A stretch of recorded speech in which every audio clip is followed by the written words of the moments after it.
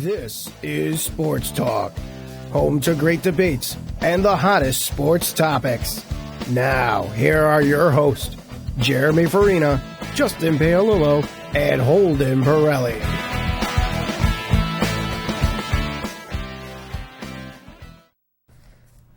Hello, North Haven. Welcome to yet another edition of Sports Talk. I'm here with Holden Pirelli and Justin Paolillo. I am your host, Jeremy Farina. And today, obviously, a huge week for NFL fans across the country. The Super Bowl has arrived. We have the New England Patriots facing off against the Seattle Seahawks. We're going to go around the table here and get our picks and maybe some X factors in the game. Justin, we'll start with you. What do you think about it? For this game, I'm going to go with the New England Patriots.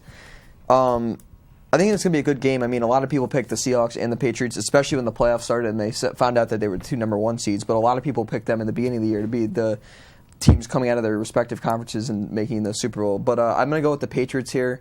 I mean, if anything was shown in the NFC conference title game, it was that the Seahawks, I don't think, are legitimate. I mean, they're obviously a legit team, but I don't think they're as good as the year before. And I think the Patriots are much better than that Broncos team they played last year. So I think the Patriots will win this game fairly easily here, unless I don't think the Patriots will pull any more do any more cheating with the Deflategate or whatnot. Maybe they have the Seahawks playbook in their back pocket. I don't know, but I think they'll win this pretty easily. Some X factors. I mean, you have to go with Tom Brady here. I think obviously if he has a bad game, I think the Seahawks are going to take this game. But if he plays if he plays average Tom Brady football, they win. But if he plays like superstar Tom Brady football, I think this team possibly blows out the Seahawks. But I'm also going to go with Brandon LaFell here. I mean, he's going to have Richard Sherman on him, so it's going to be a tough game for him. And I think he's their best wide receiver. So if maybe Richard Sherman shuts him down or he drops some passes, that could hurt the Patriots' offense and possibly lead to a Seahawks win. So my two X factors are going to be Brandon LaFell and Tom Brady, and I'm going to go with the Patriots getting the win here. Yeah, I have to agree with Justin with the Patriots here. But first of all, I just have to say that I'm here at tonight's show because I don't want to be fined. But anyways, moving on. Why not? Why don't you want to be fined? I just don't want to get fined. Anyways, so I picked the Patriots because I definitely think after Deflategate, the Patriots are going to have a little bit more fire, a little more determination to prove how good they are because they're saying they didn't deflate the balls, so they're going to go out there with something to prove, a chip on their shoulder. And I think Seattle offensively is just not strong enough to handle that Patriots defense. You look at the Patriots defense with Darrelle Revis and Brendan Browner, I think they're going to do a great job locking down the mediocre receivers for the Seattle Seahawks, and it's going to be key to shut down the run game with Marshawn Lynch against the Seahawks for the Patriots, and they have that. They can stack the box with their safeties, with Jamie Collins, their star linebacker. I think they can shut down the run game because the Broncos in last year's Super Bowl did a decent job of stopping the run game. It was just Russell Wilson getting outside the pocket and making some plays. But I think the Patriots offensively are a lot different and a lot more complex than the Denver Broncos were last year. The Denver Broncos last year didn't change their offensive game plan week to week. They were pretty much consistent and the same with what they ran against each team each and every week. And I think that made them predictable, and I think that made them vulnerable to the Seattle Seahawks. And they have a lot of smart players on that defense, and they study them for 2 weeks. And obviously we knew what happened in the Super Bowl. But I think with the Patriots, they do a great job of adjusting week to week and changing their offense based on the defense's weakness for the opposing defense. So I think the only way Seattle's going to pull off a win here is if the Seattle Seahawks, their defensive players, swallow their pride and say, who is the weakest link on our defense, or what is the weakest part of our game? Because they'll have to look at their tape and say, well, there it is. And if we can see it, you can bet the Patriots have seen it on tape as well, and they need to do a good job of shoring up that area because most likely that's where the Patriots are going to exploit on offense. And they're just so complex. They're not the same offense week to week. 1 week they'll throw it 40 times. 1 week they'll run it 40 times. It's really key as to what Tom Brady does at the line of scrimmage and what he's seeing out there for the Seattle Seahawks. I think the key factor for this game is LeGarrette Blount. If you can get him going, it opens the play-action game. You can attack those defensive backs that are injured right now in Sherman and in Thomas. And both of those guys at the Pro Bowl when they were interviewed were not confident if they were going to be fully healthy for this game. The reporter asked Sherman, Earl Thomas, are you guys healthy? Are you ready to go? And they were like, yeah, we're getting there. They weren't confident like they usually are, like, yeah, we're ready to go. They were a little held back, a little timid, so that's a sign right there that they might not be 100% by the Super Bowl, and I think Tom Brady's licking his chops to get after him. This is obviously what a lot of people are expecting. Normally you don't see both the 1 seeds coming out from the AFC and the NFC to face off in the Super Bowl, but it did happen this year. I think any X factors, you got to look at Tom Brady versus the Legion of Boom, maybe the matchup everyone wanted to see at the beginning of the season. How are they going to match up with them? Obviously you'd want to see everyone at full health. Obviously, like Holden said, Richard Sherman and Earl Thomas may not be at that point, but I really think that that's going to be an interesting matchup. Cam Chancellor's obviously going to be fired up to play in that game as well, but overall I think that that's going to be a key matchup to watch. Also, the Patriots secondary isn't half bad either with Darrelle Revis. Obviously, Revis Island, arguably one of the best cornerbacks in the NFL for the past couple of years. And then getting Browner, an ex-Seahawk, he's pumped to play. He was telling his teams to attack that injured secondary and, maybe even throw some hits at Richard Sherman and Earl Thomas, the injured guys. They were kind of shocked to hear it, but, once you're at that level, you got to do whatever you got to do to get the win. I have nothing wrong with it. Some people maybe don't put it out publicly like the Patriots did, but everyone's saying that behind closed doors or whatever it is. So I think that's a good matchup to watch too. How this Patriots secondary matches up against almost the lackluster Seattle wide receivers with Baldwin and Curse. Curse I think is the best receiver they have, but really no explosive guy that really scares you like maybe Percy Harvin last year in the Super Bowl, even though things didn't really work out with him in Seattle. Overall, I think Seattle is going to take this game. New England obviously is going to be a tough match for them. It's going to be interesting to see what Belichick comes up with. So overall, I think that it's going to be interesting to see what they're able to do. But I think Seattle's defense is going to step up, try to assert themselves as the best defense in the league. And Russell Wilson, he's been a game manager all year. He's going to do enough, I think, to keep this team in it. I think Marshawn Lynch is going to be pumped up for this game. I can honestly see him winning the Super Bowl and ending his career retiring, kind of similar to what Sanders did with the Lions, kind of ended before Wait, all are you talking Larry Sanders here? No. Definitely not Larry Sanders. But I definitely think that this game is going to be a great one. It almost lacks that big. It seems like every year you go into the Super Bowl, there's always a big group of receivers or a star-studded offense. And, obviously Tom Brady is on the New England Patriots side, but there's no really wide receivers that, Gronkowski's there given, but there's no really wide receivers that you're like, you got to stop that guy going in. Doug Baldwin, Brandon LaFell, these guys have done what they need to do to be successful in the NFL, but they're also not like Des Bryant's or Demaryius Thomas's, guys that you're really keen in on at the beginning of the game or while you're preparing for the week. But overall, I think this is going to be a very good game, but I do think Seattle is going to pull it out in the end. We did mention Marshawn Lynch. Obviously, Holden had his reference. The NFL has fined him many times for how he's handled the media. He had a whole I'm Thankful series going where he answered every question with that phrase. Overall, obviously, with the way he answered every question Holden had, the NFL was contemplating a fine. They said he was going to be fined $500,000 if he did not show up for media day, which he did. But should he be fined anyways for the way that he handled this? Holden, we'll start with you. I definitely think he shouldn't be fined.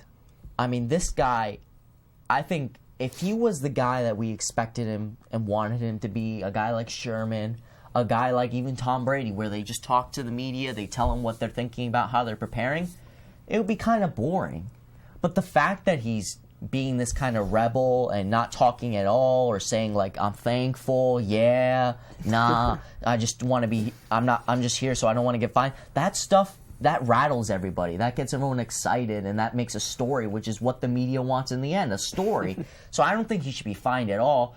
And he was wearing the Beast Mode hat, but he was still rocking the Seahawks color. He was repping his brand, but also repping the Seattle Seahawks brand, and the Seattle Seahawks are obviously a property of the NFL brand, so I don't see any problem with fining him at all. And it's just an absurd amount of money that they're trying to fine him. $20,000, $500,000, who knows, it might be $1 million. But this guy always produces. He doesn't get in trouble with the law, at least not anymore. He doesn't have any drug problems, alcohol problems, domestic issues. He's a philanthropic guy, a great guy for the community of Seattle. This guy has no character issues. He just doesn't want to talk to the media. He's a shy guy. Not everybody wants to talk to the media. They're just all about the action, all about the game. They don't really care about all this extra stuff I mean, Marshawn Lynch loves his Skittles, and he'll gladly like to be paid to advertise Skittles, but otherwise, this guy doesn't want to be bothered. He just wants to work out, lift, play football, and be with his family, and I think you can respect that, especially on a team like Seattle, where you have other guys willing to talk, like Russell Wilson, the coach, Pete Carroll, Richard Sherman, Cam Chancellor. I mean, there's a bunch of other guys who can talk for the Seattle Seahawks, so I definitely think the media could leave Marshawn Lynch alone.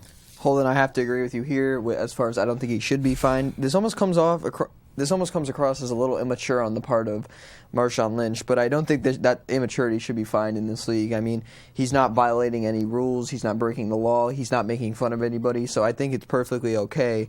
And you can almost blame the media here because they're almost picking on Marshawn Lynch, like you said, in order to make a story because that's what they want in the end. So he obviously doesn't want to talk, but they're almost forcing him. They're almost blackmailing him, saying, if you don't come, we'll give you a fine kind of thing. And like I said, it's coming across as a little immature, but it's definitely not a finable situation. I mean, like you said, he's a good guy. So I just think maybe if it continues, you could, maybe into next season or in the future, I think you could take some financial repercussions, but I just don't think at this moment it's worth it. This guy is getting fined as much as Sue for the Detroit Lions, but the things they're getting fined for are completely different. Marshawn Lynch isn't causing trouble on and off the field or even on the field like Sue does. He just doesn't want to talk to the media, whereas you look at Sue, he's being unsportsmanlike. He's going after guys' knees after the whistle's blown. He's stomping on guys. I mean, that's a lot worse than what Marshawn Lynch is doing, yet they're getting fined the same amounts of money. I just think it's completely inappropriate. I don't believe Marshawn Lynch should be fined. I don't think he's helping himself, by the way he's handling the situation, though. I think that the more he does antics like this, it almost makes it easy for the media because you could basically write your story beforehand and then insert Marshawn Lynch said this the entire time, or Marshawn Lynch said or didn't speak at all. It's a lazy journalist grand prize. You can literally pre-write your story before even attending the interview. So you're almost making it easier for the media by acting the way he is. But overall, I think he's almost drawing more attention to himself by doing this as well because everyone wants to know what Marshawn Lynch said or didn't say. I mean, if you're watching SportsCenter last night, they had to bring it up probably 20 times in the hour show it was. It seems like every time he does something like this, everyone's talking about it. So, I don't know if he's doing it to gain attention or to lose attention because, it makes it look like they should just leave him alone. But at the same time, why would you leave him alone if he's getting so much airtime and SportsCenter is getting so much out of it and all these other companies are getting so much out of it? So, I don't know. I don't agree with him doing it. I think he should what the NFL should do with him, I think, is obviously he's got a new contract coming up. Maybe put something in his contract saying, okay, you only have to talk half the amount of times you normally would, but we need you to give us something. We need you to give us answers that are legitimate, answers that are going to help the media, help reporters out. We can't just have you keep giving us this. Right. This I definitely agree with you there, Jeremy. I definitely think Marshawn Lynch should be a little bit more mature with the situation because it's not like they're asking him inappropriate questions like, how's your family life? Or he's asking about what do you do after you go home from practice? Do you have a girlfriend or something? His personal life. That's out of bounds. We shouldn't really ask people about that. But they're asking more football-related questions like, what do you think of the game? How do you think of this? They're appropriate questions that don't require Marshawn Lynch to really, pour himself out to the media and share personal feelings and his private business. They're pretty, broad questions. So I definitely think he should be more mature in that respect. But I definitely think a lot of critics that say, Marshawn Lynch should really talk more because the media is painting this picture of him, and once he retires, he'll be remembered for being this kind of problem child in the media. But at the same time, what's the goal of trying to attract media attention? You want to bring attention to your brand, and I think Marshawn Lynch is doing a great job of bringing attention to his brand because we always seem to talk about him. And no press is bad press in some cases. We know Marshawn Lynch can play. If this guy was a scrub and he was, saying all this stuff, then we would remember him as kind of a problem and kind of a weird player in NFL history. But the fact that he's producing. It's as if he's manipulating the system because it looks like he doesn't want to be involved at all, but he gets the most media attention out of anybody. This is a guy who played college football at Cal Berkeley. He's a smart guy, and I definitely agree with you there. I think he's manipulating the media in some way. And look at what we're talking about. He shouldn't be fined. Just leave him alone. I mean, he's got the public's side on this scenario. We all think he should be left alone. So I definitely agree with you there, that Jeremy, he seems to be, almost manipulating the media. The NFL is never going to actually let him just be left alone because it's like this guy rushes for 150 yards and 2 touchdowns. And you're the starting Lynch. running back on the defending Super Bowl team. I think you have. It's hard to say he can't. I personally think he likes this attention. I mean, you see him; he doesn't like the media, or he doesn't like answering questions to the media, and then he's forced to go there, and he starts saying, "I just don't want to get fined." That's almost like, come on, please give me some attention. Yeah, he had like 5 moments. If he just cooperated, smiling, laughing. If he had just cooperated, I think none of this would have been happening. I honestly don't think he wants to talk about football or anything else. He just goes in there saying, "This is what I'm going to do," because then they're going to talk about me for a couple of days. I'm going to get a couple of calls from Skittles, from where, "Hey, Marshawn, can you do an ad for us?" Yeah, sure, for $20,000. And he might like this whole thing, risk getting fined, because we're talking about it here. I mean, we're not famous sportscasters. It doesn't matter, because even if he gets fined, he's going to get it back in endorsements because he's not talking. So it's basically if he had gone to that interview and just answered questions maybe vaguely, everyone would be like, all right, he did it, let's go, move on. It'd just be like any other guy. You gotta dissect the whole situation. I think what's interesting is if he gets Super Bowl MVP, and then next Monday he sits down with the commissioner of the league to talk about the game. Well, what happens then? Does he even show up? Or at the end of the game where they do they have a whole press conference dedicated to the Super Bowl MVP. Or they do the occasional, like, the report comes up, for Disney. And they go, "Where are you going?" And everyone says, "I'm going to Disney World." What if Marshawn Lynch says, I'm going home. I'm going home. You know what I'm saying? I can't afford any vacation because I keep getting literally a whole 30-minute interview at the end dedicated to the Super Bowl MVP. What happens if Marshawn Lynch is the Super Bowl MVP? Could this be a plot to get to the MVP? Right. Moving on, obviously a little pre to Justin's NBA corner. We're going to do a what was more impressive section. Obviously the Hawks are on a 16-game win streak, pretty impressive by any means.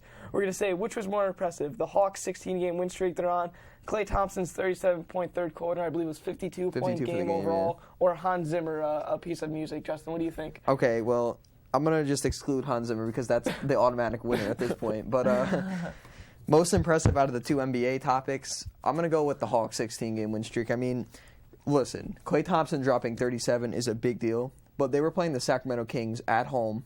They were up by a lot after he started scoring the points. The Sacramento Kings don't have the greatest perimeter defense in the league. So, I mean, you obviously have to hit the shots, but there wasn't that much. I mean, he was getting good looks. Curry was hitting him wide open, and he was on a roll. But for the Hawks, I mean, they've had some easy games. I mean, they beat the Timberwolves the other night for their 16 game. But this team, like Jeremy, we were talking about on that show, I think a couple weeks ago, we were talking about teams that were in, say, the Goldilocks zone or camp. We were saying the Hawks. And we were mentioning the Hawks having to rebuild. And then, a couple weeks later, they're on a 16-game win streak, first in the East, 2 games back from the best record in the whole league. So I think that's the most impressive. I mean, the Hawks have always been a 5, 6, at most maybe a 3 or 4 seed, and they've gone nowhere. Maybe the second round this year. They're in the one seed on this great streak. They're probably going to get 17 against the struggling Nets tonight, and I think this streak could probably go into 20, 23, 24 games. But obviously these are both very impressive. But I'm going to give the slight advantage to the Hawks' 16-game streak. Going to be 17 tonight. Yeah, I definitely think it's the Hans Zimmer piece. That is hands down the winner. Move on. No, I'm just kidding.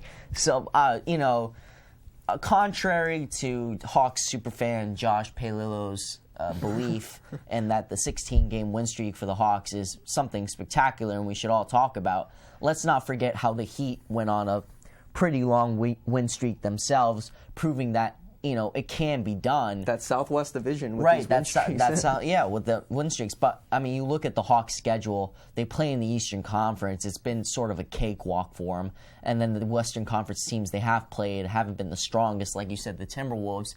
And they're a talented squad. I mean, they got a lot of key players. No one saw this from them at the beginning of the season, but I think that's what's leading to their success. They're playing with a chip on their shoulder. They have low expectations. They can go out and play fun and play loose. I definitely have to go with the Klay Thompson 37-point quarter that set an NBA record. This guy is a deadly marksman from behind the three-point line. He's going to be in the three-point contest with Steph Curry. I'm excited to see it. This guy just caught fire from 3, though. I believe he hit 9 three-pointers in that third quarter alone, which is unheard of. And he's got a lot of weapons on that team, which I think also contributed to his success because defenses had to play that team honest, the Golden State Warriors. But whenever you hear about a guy scoring 37 points, you usually go, wow, and it's usually because it was across the whole game. But the fact that he did it in one quarter is just utterly remarkable. I love what the Hawks are doing, 16 games, but let's talk about it when it gets to 20 or when they're starting to reach where the Heat snap their record, and then we can talk about it being a great achievement. Yeah, I think both are obviously impressive. It's hard to rattle off 16 games. Every team you play in the NBA, obviously there's teams that are better than others, but I mean these guys are all NBA players. They're in the league for a reason. They're all very skilled, so it's hard to rattle off so many games in a row without running into an upset even or even playing teams better than you and they just beat you on the court. But I think Klay Thompson, 37-point third quarter, might beat it, especially since no one's done this before. I mean, it's a record. I mean, guys get hot, but this guy was automatic from wherever he was on the court. It seemed like he was hitting everything, and everything that was thrown at him. I think that's got to take it. But, I mean, watch out for that Hans Zimmer piece. I mean, I know Justin knows a lot about Hans Zimmer. We're thinking about changing our theme song if we get his permission. Look him up on YouTube. When you're looking at our show, by the way, we have what is the YouTube channel? Oh, Sports Talk. Yeah, Sports Talk on YouTube. We're uploading a couple of our shows, some earlier shows, but we're going to soon update all of our shows so you can view them. Including the big debate over Ben Roethlisberger, Andrew Luck, and the Joe Flacco debate will be on there.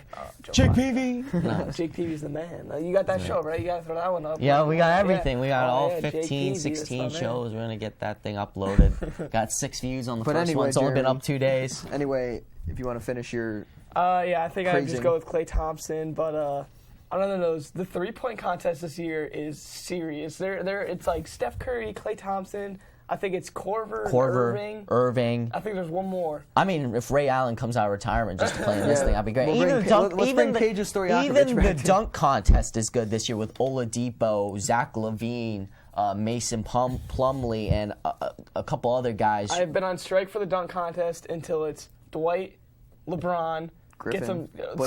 Griffin. Let's get Paul George out there too. No, don't get yeah. Paul George out there. Well, obviously this current slam dunk contest format is so bad. I mean, remember last year John Wall does one dunk and he wins. Like I miss back in the day. He goes up. He does like one dunk and it's not even that great. It was a good dunk. What about when James White from the Knicks was the dude played like 2 minutes the whole season? It was Jeremy Evans from the Jazz. John Wall for me. Last year's dunk contest did it for me until I heard this year's lineup. He does one dunk. I wasn't even that surprised. And then he landed on the floor and he did like the nay or like the Dougie, and all of a sudden everyone just throws up a 10 because he did a little dance. There is some popularity, and there's other aspects to the dunk contest that are. I mean, maybe Dwight Howard wins, but that Superman dunk was a good dunk, but it wasn't great. I think the Superman cape really gave it to him, and then Nate Robinson jumping over Superman. Listen. The dunk contest will not be legitimate until LeBron James is in the contest. I mean, we're seeing it in the three-point contest. We're seeing all. I mean, that's arguably. The best get Kevin Durant in there, and then we got a fully loaded. But I mean, we got the top 3 shooters arguably in the game in the three-point contest. The dunk contest, not so much. I mean, I'm looking forward to the three-point more than the dunk. That's probably one of the best lineups we've seen. How about the Rising Star Challenge or one of those skill challenges? Oh yeah, are you pumped for that? The Rising Star games are fun. The Taco Bell skills challenge. I mean, Andre Drummond. What did he have? A career high or NBA high? I think it was 30 rebounds in the game. Or he's probably the only one on the boards. Everyone else is like going back. Everybody else is running back. And then they had that Dion Waiters, Tim Hardaway Jr. What back about when and Kyrie forth. Irving crossed up Brandon Knight a couple years ago? That was nasty. And then you got like James Harden with like the gold suit on the sideline going crazy. So that's what it's all about. I'm looking forward to the celebrity game. I think that's always fun to watch. I mean, I don't know about you guys. Usually, that's not bad. Kevin Hart Justin usually has a Bieber good hitting game. some threes or something. Kevin Hart getting the MVP with like 5 points. He's like throwing his shoes across the court. But then they have like something. the Microsoft CEO there, and like. But I just always laugh because they have a couple A-list celebrities in the game, but most of the guys are like, where are they from? Yeah. Like, have you never heard of them? Common. He's just like, yeah, I was in one basketball movie. I'd be like, I was an extra in like one of the films last year. Yeah, like But overall, I think All-Star Weekend will be great. Oh yeah, I mean, I think that 3-point line. I cannot get. I have over to how say, awesome this that year's 3-point All-Star is. games haven't been bad. I didn't watch the NHL one because I didn't even know There it was was like on. a record amount of goals. Yeah, 20 It's goals crazy. or something like that. I didn't really care. The keepers trying. But the Pro Bowl, I know we were talking bad about it, but like always, I always end up watching it just to see how it is. And it was 16-13 in the second half, the first half, which was pretty close. And the game ended 32-28. I mean, that's relatively close for a Pro Bowl, considering how it's been like 50-point games in the past couple years. And players were playing hard. J.J. Watt had an incentive to play really hard because he won a free truck for being the MVP of the game. Everyone was playing hard. Odell Beckham Jr. had 3 amazing catches. He was going off. Jordy Nelson's touchdown. Jordy Nelson, and then he chest bumps Clay Matthews on the. It was a fun Pro Bowl to watch. I was relatively impressed. I think see J.J. Watt throwing touchdowns. I think it was as good as it could be. By the way, I told my boss about your idea, and he did not believe me. He didn't think that would ever work. That would be awesome. Switching. He was that would be awesome. It would be so funny. The defense would destroy because you hand the ball to J.J. Watt and you got Peyton Manning trying to tackle J.J. Watt. Peyton Manning. I don't think he can work with Peyton Manning. Deshaun Jackson, an offensive tackle. That's what I'm saying. The dude's just getting destroyed. So who would be a defensive tackle? Like a linebacker? You'd have freaking Marshawn Lynch at defensive tackle. Or you switch the lines, have the defensive lineman play O-line and the O-line play defensive line. That would just be Have Trent Williams or Joe Thomas, who are offensive line, play quarterback. So what would the punters do? They'd be the kick returners? Punters is you got Peyton Manning punting the punters would be corners. Odell Beckham safeties. Jr. would be kicking the ball. He's the kicker for the team. J.J. Watt's the other kicker because apparently he kicks field goals now too. Odell Beckham Jr. kicked field goals. Yeah. I mean, Odell Beckham Jr. is an athlete. What can't he do? He can do everything. He played I believe he played quarterback in high school. I do have to say, I got to give a lot of respect in the NHL. Martin Brodeur obviously retired. I mean, one of the best goalies I've ever seen. Played for the Devils the majority of his career. Won, I think, 3 Stanley Cups. Best goalie I've ever seen. Fantastic. We're just talking about the NHL All-Star game, even though there weren't a lot of good goalies in that game because it was the most goals scored. And I like to bring up another guys, Chelsea and Liverpool playing in the English Premier League, tough contested matchup. What do you guys think of it? I don't watch soccer. As far as Chelsea goes, asking me what you think of Optic Nate shot and but the thing with Chelsea was I was talking with Mohammed today. Oh yeah. And he mentioned how they got Diego Costa. I don't know who that is. He's a forward from Spain. What does the forward do?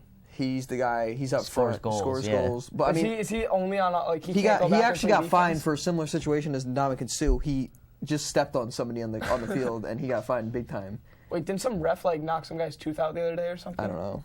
Listen, I'm not a big soccer fan. I mean, I don't know. I mean, as long as we know about Diego's, it's all good. So. Hans Zimmer all the way. Hans Zimmer all the way. Anyways, moving on, we're going to do one last NFL topic. Obviously, the free agent market pretty deep this year. A lot of stars, a lot of guys at wide receiver, Demaryius Thomas, Dez Bryant, the 2 ones we're going to be looking at. If you were to pick one of these receivers that your team was to go 100% at to try to bring in, who would you try to reel in first? If it was Demaryius Thomas or Dez Bryant? Justin, who are you taking? I'm taking Dez Bryant. I mean, if you look at Dez Bryant, who would you rather have as your QB, Tony Romo or Peyton Manning? I mean, that's unanimous Peyton Manning. So... And yet, Dez Bryant still put up. I still think he outplayed Demaryius Thomas with a worse quarterback. So I just feel like you have to pay Dez Bryant, especially if the Cowboys are paying him because they have the money down in Dallas to pay him. And I'm interested to see what Demaryius Thomas do. Let's say we put him on the Eagles with Nick Foles. How would he do compared to Peyton Manning? I don't know. I think if you put Dez Bryant on the Eagles with Nick Foles, I think that team's the number one seed in the NFC. Just because that's really what they're lacking right now is a great wide receiver. But yeah, it's definitely Demaryius Thomas. I think he's got to get paid much more than Dez Bryant. Yeah. I'm sorry. It's Speak the truth. They both start with D's. I'm sorry. It's definitely Dez Bryant. And don't get me wrong. Demaryius Thomas is a great wide receiver in the league, and he's going to get good money. But if I'm an NFL GM, which I won't be ever, but. And I have to pick one of those 2 guys. Are you going to be an NBA coach? I'd rather do that, yeah, because I know the coach or GM.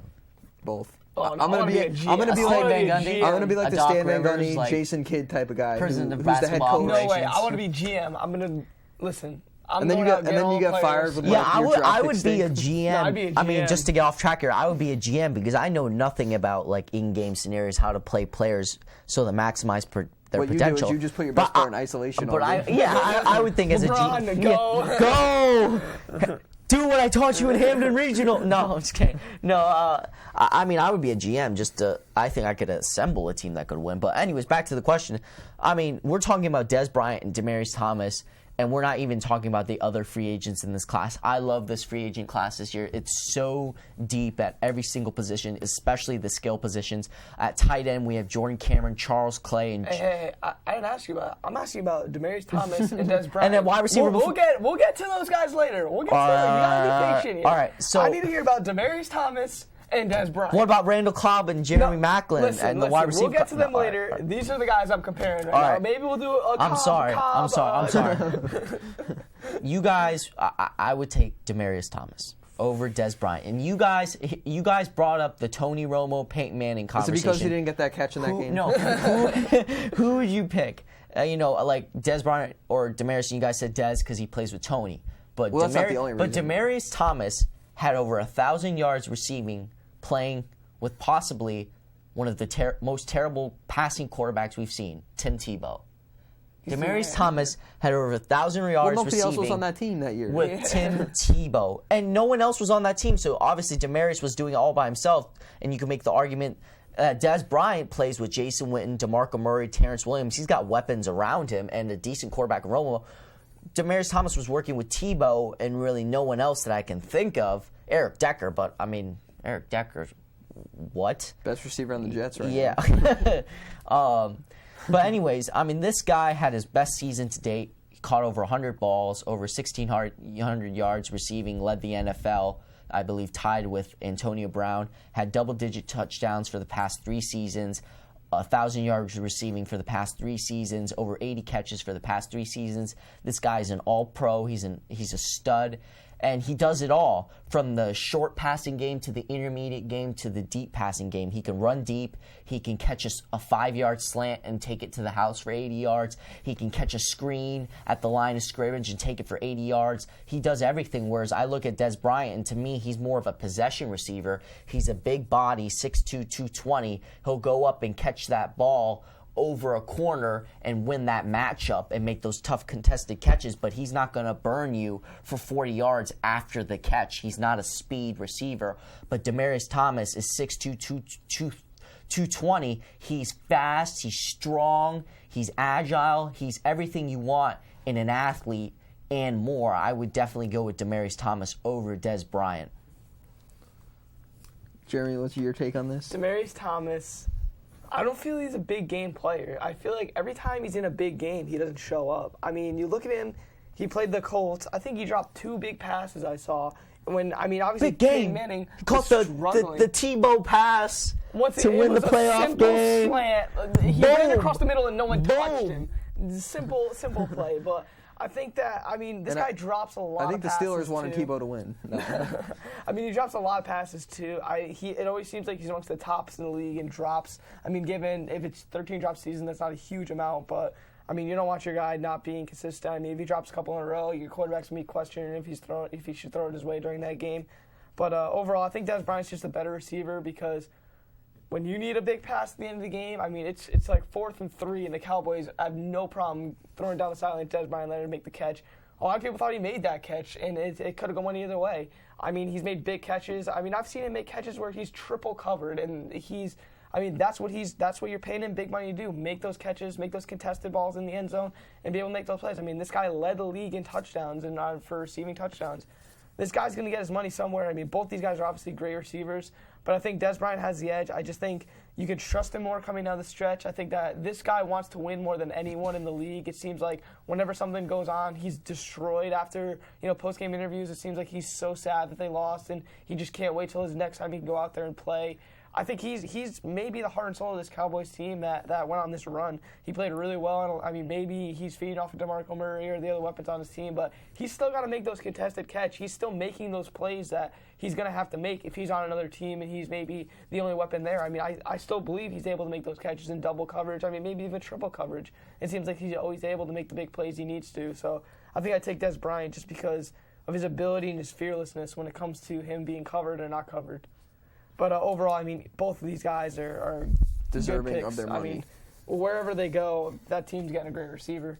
But I mean, Holden, you wanted to speak about the other free agents. Oh, God, this is the deepest class if you think about it. I mean, we're talking about Des Bryant and Demaryius Thomas, and these guys are the top 2 wide receivers, but then you look at the next 3 guys, and they're studs too. I mean, Jeremy Maclin, Randall Cobb, and I think there was another guy I wanted to mention, but just those 2 guys were Pro Bowl receivers this year, over 1,200 yards receiving and double-digit touchdowns for the both of them. I mean, that's crazy. I think Welker's a free agent. Yeah, Welker's a free agent as well. He's fallen off, but still, I mean, he's still a stud. You can make an argument that he's playing like one. And then you look at the tight end class. Charles Clay is an underrated tight end for the Dolphins. Right. Shout out to Gary, our old co-host. He loves them Dolphins. Well, see, the thing with Clay was he's been struggling because of Daniel Thomas down in Miami, who's been playing, and Brandon playing out of his Gibson, mind this year. But I mean, this guy had over 500 yards receiving, playing in offense with Mike Wallace, Brian Hartline, Jarvis Landry.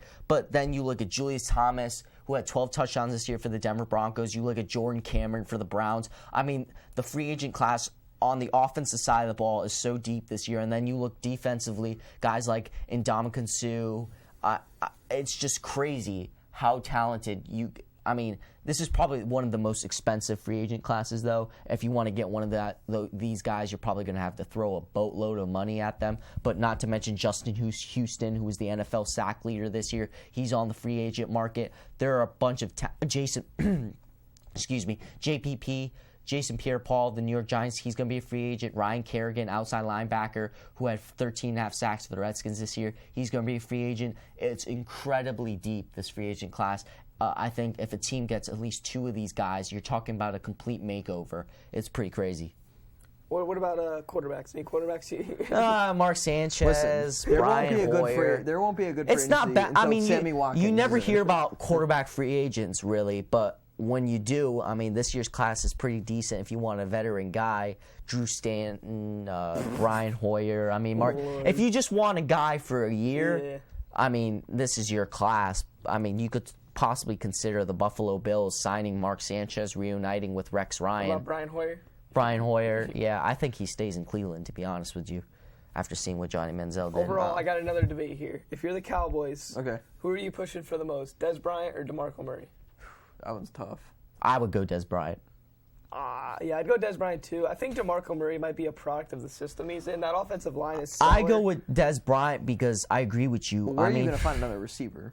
Where are you going to find another receiver? And it feels like in today's league, running backs are a dime a dozen. You can find, I mean, it seems like every year we have 2 or 3. Bengals had 2 that they drafted. Right, years right. I mean, every year it seems like we're having another breakout running back. Really. They get Jonas Gray. And I think, honestly, the Cowboys this year, a lot of their success, like you said, Jeremy, came from that offensive line. They had 3 All-Pros on that offensive line for the Cowboys this year, which is really why Tony Romo played so well. He had a bunch of time in the pocket to throw a pass. Des Bryant had enough time to get open because Tony Romo was in the pocket. And then you look at DeMarco Murray. I think he was really he was already a talented running back, but he was a product of that offensive line. I think you have a guy within the offense in Julius Randle that could step in and put up the same numbers. Yeah, or they could draft somebody in the 2nd or 3rd round. I think you can find talent there for a running back. You got Coleman coming out of Indiana. You got Melvin Gordon coming out.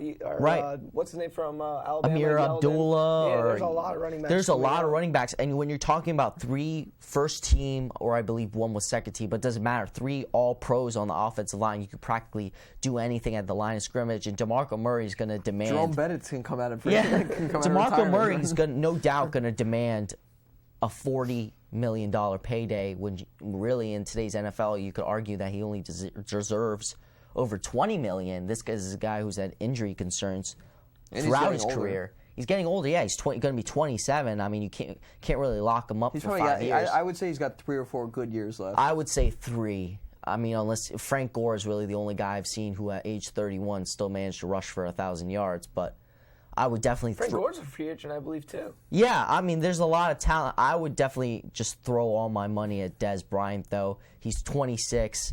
He's still got a lot of room left to grow. Much longer. Wide receivers don't come as often as he does. Tony Romo's aging. This is a guy that doesn't really need a good quarterback to succeed in the league. They can't afford to be that team that they're very good, but they're missing that one piece wide receiver, similar to what the Eagles what they were Right, missing this year. right. Like they can't afford to go back in rebuilding Right. mode after they need to win now. Yeah.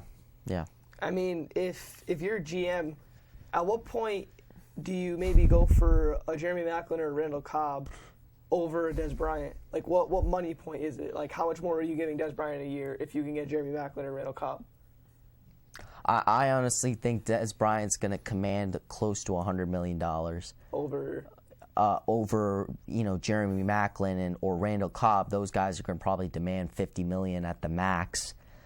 Des Bryant's probably going to command close to 80 or well above it. over what, 3 or 4 years? Yeah, I would say more like 5 or 6, but. You definitely have a point there. Do they sign Randall Cobb but I think the Packers are going to do everything they can to keep him. And I think Randall Cobb would be enticed to stay, especially with Aaron Rodgers. And then the same thing goes for Jeremy Maclin. I think after he's been in Philly this whole career, rumors maybe he could reunite with Andy Reid in Kansas City. But I think with that would be a good move because Kansas City needs receivers. But I think with the system they have there in Philadelphia, Jeremy Maclin's going to want to stay, or he's going to want to go to a situation with a good quarterback. So Dallas, Denver, New England, any of these teams. But I think Des Bryant wants to stay in Dallas, and if he goes anywhere else, you're going to really need to pay him almost quarterback type money. How legitimate do you think Marcus Mariota rumors to the Eagles are? I don't think it's. I mean, the Eagles just don't have the assets for. They're going to have. I mean, the only way I could see the Eagles getting Mariota or getting that pick, and look, they're going to have to move all the way to 1 because, there's rumors Tampa Bay might take him at 1. I think Tampa Bay said they were going with Jameis. Well, it's changing every single day, so just to be sure, you'd have to move up to 1, and in order to do that, we're going to have 2 different scenarios here. We're going to have one scenario where it's going to be like a first-round pick and give us Shady McCoy. No, I think one of those teams would do. I think the 2 teams that are potentially going to do that, I think the 2 teams in the top 5 that are probably taking quarterbacks, I don't think Tennessee will take quarterback. I think they'll take one more shot with Mettenberger, give him maybe one more year. Then you look, Oakland, probably not. I think the Redskins, probably not. They'll probably try RG through one more year. I think the next team it goes to is the Jets at 5. Yeah. Is the next team that could potentially take it. I think you see a situation where they're like, well, give us Nick Foles. And then we'll give you this pick. And then that comes questionable because Marcus Mariota doesn't work out. You don't even have Nick Foles. But I don't even think it's going to be just Nick Foles because we've seen Nick Foles, 27 touchdowns, 2 interceptions. But before that, this guy was a pick machine with Andy Reid. And then this year, before he went down, he was, I believe, 8 touchdowns, 8 interceptions, and he wasn't putting up huge numbers. So I definitely think it's going to be something along the lines of give us Shady McCoy and give us a first-round pick, or similar to the RG3 trade when RG3 was drafted by the Redskins. 3 first-round picks over the next 3 years, which is a king's ransom. And we saw, obviously, the consequences that happened for the Redskins when they gave up those 3 first-round picks. They really haven't done anything since getting RG3. They won their division. They won the division, but since then they haven't been able to rebuild their team with a lot of talent. So I definitely think if they're going to want to get a top 5 pick, they're going to have to do an RG3-like trade where they give up a lot of first-round picks or some key players, and they frankly don't have those key players. Jeremy Maclin's going to be a free agent. Shady McCoy's aging. The quarterback situation's iffy. I mean, they don't have guys that they can trade in. They're going to have to give up picks. And with Mariota, like you mentioned, I don't know why he's dropping off so much. I mean, he's a Heisman winner, and before the national championship game, this guy was him and Jameis were going back and forth, who's going 1, who's going 2, and then he loses the game to a amped-up Ohio State team who had almost the whole nation behind them because they want the underdog story, and then he's not even a first-round pick anymore. But I think he's still a first-round pick. I just think the project is so huge because, to me, this guy is not a prototypical NFL quarterback. He's not a big body. Yes, he's 6'4", but he's only 200 pounds. I mean, you're thinking 6'4", 200 pounds. That's not typically big for a quarterback. Usually you want a guy who's like 6'3" at the least when you're talking about like prototype NFL size, and he's like 235 or 225. This guy's only 200 pounds. He's going to need to beef up and put on some muscle, maybe contact A-Rod and get some steroids. But anyways, call him right up. Beef him up. But otherwise, this guy, I mean, he's more of a playmaker than he is a quarterback. A lot of what he did in college was outside the pocket, on the move. Really, to me, what Mariota reminds me of is a Colin Kaepernick, but without the physical attributes. Yes, he has the speed, but he doesn't have the size. Colin Kaepernick is 6'4", 235. Mariota, like I said, 6'4", 200. But they have, they have extreme speed, extreme agility, extreme athleticism. I think Kaepernick has a little more of a cannon for an arm than Mariota, but Mariota still has a hose for an arm. I mean, he can still sling it. But in that system, I mean, whenever you ever heard, Jeremy, of an Oregon receiver going in the first round or second round, and you've heard of him later, he's made a name for himself in the NFL, you just haven't heard of it. Really, in Oregon, the offense is more surrounded by the run game. LaMichael James, Kenyon Barner, these guys, they run the ball effectively, and Mariota rushed for 800 yards. I mean, this guy, yeah, he can get it done throwing the ball, but not in the pocket, which is what you need to succeed in the NFL. So I definitely think this guy's still going to be a top 5 pick because they're going to look at him and say, great kid, no off-the-field issues. He produced in college. It's a safe pick. It's a safe pick. I think if he puts on weight, he could be as effective as Cam that's what Newton. I'm saying. I think he reminds me of Cam Newton if he puts on 30, 40 pounds. I think arm strength is, I think accuracy, frankly, is an issue with him. But if he puts on a little more weight and he sits a year and he learns what it takes to be a drop-back passer, he could definitely be successful in the NFL. I don't think a team that picks him is going to make him a drop-back passer, though. I think the team... That's why Philadelphia is such an ideal situation. It's such an ideal situation. You literally put him in the system he was in when he was in college. It's perfect for him. But the problem is I don't think he'll be able to get there because, Philly had a 10-6 record this year. They're going to have a mid to late round, first-round pick. No, he's not going to fall that far. Right, they're going to. It's the same situation with Johnny Manziel, where the offense needs to revolve around him, and unless you have a guy that you think, like an offensive coordinator or head coach, that can run the system the way it needs to be run. And I remember watching, like Mel Kiper Jr. said, he can go to any other team. You can get a coach to come in and build an offense like they did in Oregon, but I mean, they were like, well, Chip Kelly, Mark Helfrich did it. Chip Kelly's offense corner Pat Shurmur did it, but no, that's a bunch of baloney because Chip Kelly was the main play caller in Philadelphia, and Mark Helfrich was under Chip Kelly's tutelage for so many years. The whole time. Right, and Mark Helfrich was the guy that recruited Mariota originally, so you could make an argument that he was more of the engineer of the offense. So, I mean, I don't think you can teach this type of system that Chip Kelly's running in Philly, and I really think Mariota, unless he sits a year, he's going to need to go to a team that implements the zone read pistol formation or go to Chip Kelly, but that's not going to happen because they're going to need to do an RG3-like scenario where they basically give up building their team for the next 3 years just to get that one guy. Anyways, Justin, we'll move on to your NBA corner. First thing, I have a couple questions for you guys about the All-Star game. But first I want to ask you something about LeBron James. I mean, he's always obviously an MVP candidate because he is the best player in the league, the best player on the planet. But so he's had 25-plus points in the last 5 games, and the team's on a 7-game win streak as we speak. He might sit tonight, I think, but that's a different story. But do you think he, just because of his recent success, do you think he should be considered for the MVP? Or do you think there's other candidates who have had a great season all year that are better? So what do you guys think? Do you think these last 5-7 games can slingshot LeBron into the MVP talk? What do you think?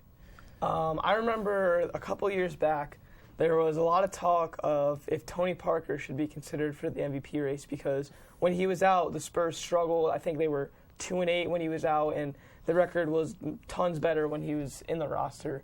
I really love that idea of how does a team do when their guy's out of the lineup? How do they succeed? I mean, if they're a winning team that's supposed to be successful like the Cavs are, how do they fare when LeBron James is in the roster? Obviously, the Cavs struggled. They didn't play well. Kyrie Irving and Kevin Love, I mean, they didn't really step up. I mean, they had good games, but it wasn't enough to obviously have the Cavaliers win.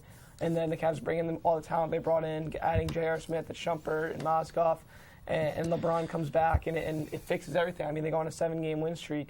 And whenever you have a guy that is affected the team is affected so much when he's out and is basically incapable of winning when he's not on the roster, I think you have to consider him for the MVP. I mean, he's clearly the most valuable player on that team, and especially if they're a team that's doing well in the East. I mean, they're obviously not in the first or in the top 4, I believe, because obviously the Hawks have been doing so well and whatnot. Right. But whenever you have a guy that has such an impact on a team, I mean, and he's putting up the numbers he needs to. I mean, 25-plus points. I believe he almost had a triple-double. Over 6 assists, over 7 rebounds a game. Yeah, he's obviously doing what he needs to do, and it's not like he's doing it himself. Kyrie Irving had a great game. I think he had 38 points or something like that. It was like 6 of 10 from 3 against the Pistons. But, I mean, I think whenever a guy's having such an impact, you have to consider him for an MVP. Okay. Yeah, I definitely agree with Jeremy there that LeBron James should be considered for an MVP. But a dark horse candidate for me is Hassan Whiteside, the center for the Heat, 12 blocks. If anything, he'd be the most 13 improved points, player. 14 rebounds against the Bulls. No, I'm just kidding. He's not a candidate. But I would definitely consider LeBron because when he wasn't in the lineup, this team was 500. And I was pretty shocked because I was interested to see what they would be like without LeBron James because they still had star players like Kevin Love and Kyrie Irving. Usually, I would think just putting those two guys together in your playoff team, but especially in the East, but obviously that wasn't the case, and I think that comes down to more to the coach David Blatt using his players and maximizing them to their potential. But I thought these two guys would make some noise even without LeBron, but obviously that wasn't the case, and I think you can blame some of that on the coach. But when LeBron came right back in, they were winning games and surging again, so I think you have to consider it, especially like you said, Jeremy, when this guy's averaging 26 points a game, 6 assists, and 7 boards. And I think when you look at the other candidates, you got Steph Curry and James Harden. I think you can eliminate Steph Curry from the race because Steph Curry is putting up monster numbers this year. But at the same time, if you take him off the Golden State Warriors, I think this team is still in playoff contention because they got guys like Klay Thompson, Andrew Bogut, David Lee, Draymond Green, Harrison Barnes. They're just so deep. I don't think that should take him out of the contention, though. Just because the guys are No, he's definitely still in the race. I think he's still in the race. I mean, but he's the best player. I see how you're saying that. You might look at it and say, like, all right, maybe he's not. Right, but I think right now it's between James Harden and LeBron James because both guys are putting up monster numbers. But if you take them away from their teams, they just drop off the face of the earth. Whereas with Steph Curry, he's putting up monster numbers, but if you take them away, they can still hang in the West. And the other candidates, I can't really honestly think of any. Anthony Davis, but the Pelicans are just hovering at 500 despite how much talent they have on their roster. Can you throw Marc Gasol in there? I don't know. He's been stuffing the stat sheet. He's been stuffing this stat sheet. 20 points, 9 rebounds. That's not really eye-popping. 4 assists. That's not really eye-popping to me, especially on a team like the Memphis Grizzlies and how much talent they have. I think with LeBron James, he's pretty much doing it all by himself like he used to when he was in Cleveland, and now he's back and he's doing everything despite the talent on that squad. I definitely think you have to consider him along with the likes of James Harden, who at the 2-guard spot is averaging 7 assists a game. Personally, I've been saying James Harden all year. I've also mentioned Marc Gasol because I really think this guy's an impact player. I don't think LeBron James could win MVP. Sure, LeBron's been averaging great numbers all season, but a ceiling for LeBron James is so high. So him averaging, which he averaged before he got hurt earlier in the season, 26, 6, and 6, that's like average LeBron James play. So I don't think you could. He's had a great last 7 games, but what if the team starts struggling again? I don't know if just these 5 games can slingshot him in. 82 games in the season, he has a good 7. Other than that, he's just been the same old LeBron he is. So I think this year it's got to go to somebody else, whether it be James Harden, Curry, Marc Gasol, whoever. But obviously LeBron, if he keeps it up, say he keeps this up for the next 15 games, I think he could take it. But as of right now, I don't think just these 5 games slingshot him in. It seems like it's never enough with LeBron. If anyone else is putting up these numbers over a 7-game span, it's like they're the next coming of Christ. It's crazy how much publicity they get. And LeBron does it. It's like, yeah, whatever. But if you look at Harden too, Harden's averaging similar numbers. 27 points, that's more scoring than LeBron. He's averaging 6 and 6. So LeBron's averaging maybe 1 more rebound and maybe James 1 more Harden assist. is like 6.8 assists, so I like to round it up. So he's averaging just about the same assist and maybe 1 less rebound. So James Harden's putting up similar numbers to LeBron. And the Rockets are playing in the West with a better record than the Cavs right now. And a better conference. In the better conference. So James Harden doesn't play defense. Listen. Well, you don't have to play defense. He doesn't play that's the thing. He doesn't play defense. They have good wing defenders. He they just have doesn't. Patrick Beverley. They have because if you think about when he was playing for the Ariza. Thunder, he was coming off, giving you 15 points at the pop. but he had more energy to exert on defense. He was guarding Kobe in the Western Conference Finals. Yeah. Whereas in Houston, he's being asked to play 40 minutes a game. He's pretty much doing everything for them, which is why when he gets back on defense, he's like, all right, let him go by, get his layup. I'll go down at the other end and just slam it down his throat. So, whatever. But I mean, if you take him away from this Houston Rockets team, they bottom out in the West. Whereas with which is why I wouldn't consider Steph Curry. I would, but I wouldn't consider him as much as I would James Harden.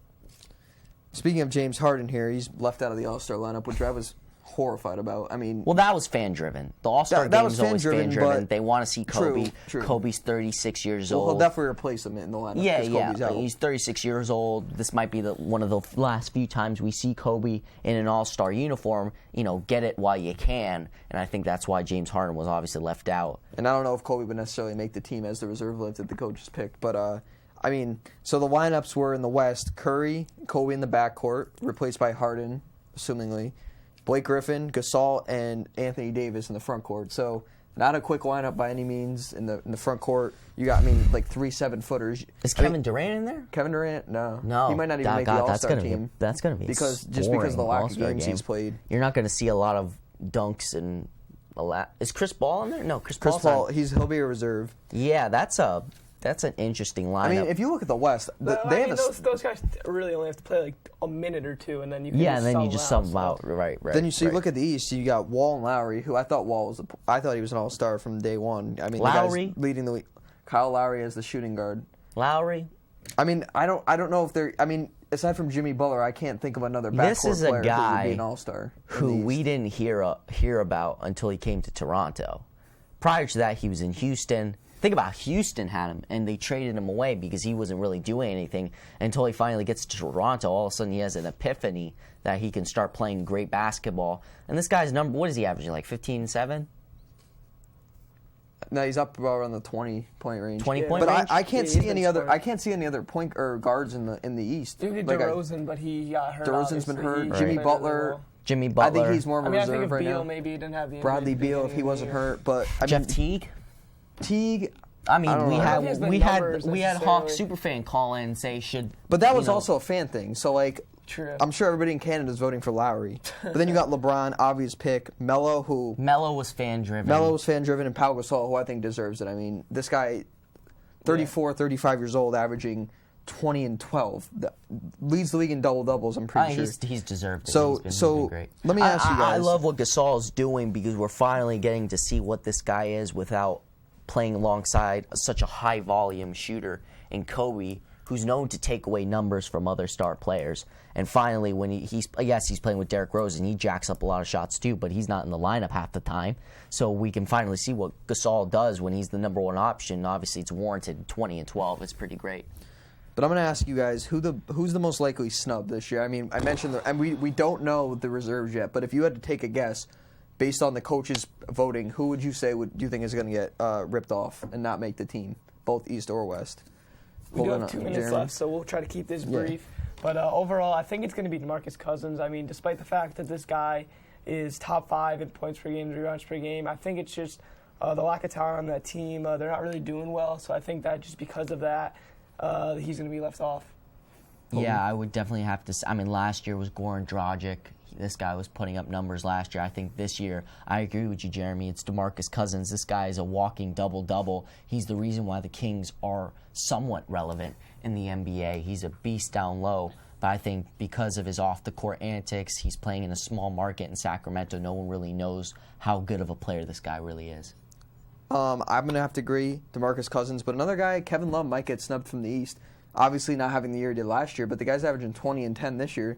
Not bad numbers, especially in the Eastern Conference. But, yeah, I mean, overall I think this All-Star game is going to be very good. I mean, you got the East with their front court, James Melo Gasol, who's very quick, versus the tall Blake Griffin, Marc Gasol, and Anthony Davis. So, especially in that starting lineup, there's going to be a lot of lobs. It's like offense versus defense. It's going to be offense, defense. And, I mean, you got Melo guarding Anthony Davis. Melo's an underrated defender, but it's going to be an interesting lineup. I think the game is going to be very good this year, and especially as we mentioned the Sprite slam dunk contest. Slam dunk contest, 3-point shooting contest. So And Taco Bell skills challenge. skills challenge. Absolutely. Yeah. Well, that's all we have for this edition of Sports Talk. I'm Jeremy Farina. I'm Holden Pirelli. And I'm Justin Paolillo. We'll see you guys next week. Thanks for watching.